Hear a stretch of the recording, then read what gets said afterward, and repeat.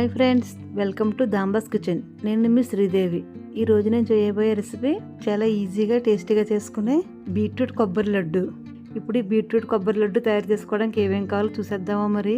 Beetroot తురుము 1 cup, పచ్చి కొబ్బరి తురుము 1 కప్పు, బెల్లం తురుము 1 కప్పు, నెయ్యి 1 టేబుల్ స్పూన్, జీడిపప్పు 1 టేబుల్ స్పూన్, తర్బూజా సీడ్స్ 1 టేబుల్ స్పూన్, యాలకుల పొడి 1/2 టీ స్పూన్.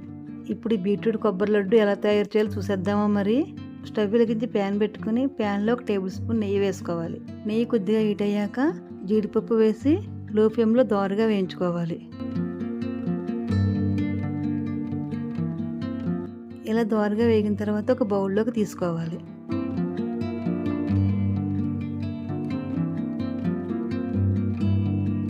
ఇప్పుడు తర్బూజా సీడ్స్ వేసి ఇవి కూడా దోరగా వేయించుకోవాలి. ఇలా దోరగా వేగిన తర్వాత ఒక బౌల్లోకి తీసుకోవాలి. ఇప్పుడు బీట్రూట్ తురుము వేసి 5 నిమిషాలు లో ఫ్లేమ్లో పచ్చివాసన పోయే వరకు వేయించుకోవాలి.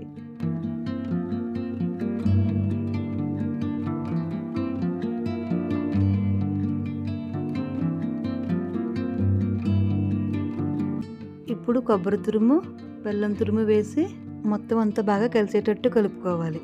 స్టవ్ మీడియం ఫ్లేమ్లో పెట్టుకుని బెల్లం మొత్తం కరిగే వరకు కలుపుతూ ఉండాలి. ఈ లడ్డుకి వాటర్ వేయనవసరం లేదు.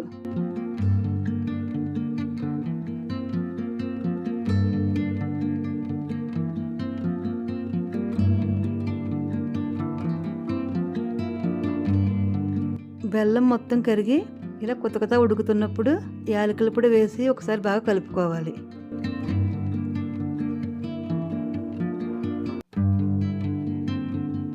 ఇప్పుడు తర్బూజా సీడ్స్ వేసి లడ్డు టెక్స్చర్ వచ్చే వరకు కలుపుకోవాలి. బీట్రూట్, బెల్లం, కొబ్బరిలో ఐరన్ ఎక్కువ ఉండటం వలన రక్తహీనతను నివారిస్తుంది. మొత్తం అంతా ఇలా ముద్దలాగా అయ్యి దగ్గర పడినప్పుడు చేతితో కొద్దిగా తీసుకుని ఇలా ఉండలా చేసి చూసుకోవాలి. ఈ ఉండ చేతికి అంటుకోకుండా ఇలా గట్టిగా ఉన్నట్లయితే స్టవ్ ఆఫ్ చేసుకుని ఒక నెయ్యి రాసిన ప్లేట్లోకి తీసుకోవాలి. చేతికి అంటుకుని ఉండ సరిగ్గా అవ్వకపోతే మళ్ళీ కాసేపు ఉడికించుకుంటే సరిపోతుంది. కొద్దిగా చల్లారిన తర్వాత మనకు కావాల్సిన సైజులో జీడిపప్పు అద్దుకుంటూ ఇలా లడ్డులా చేసుకోవాలి. బీట్రూట్తో ఇలా లడ్డులా చేసి పెడితే బీట్రూట్ తిన్న పిల్లలు, పెద్దవాళ్ళు కూడా చాలా ఇష్టంగా తింటారు.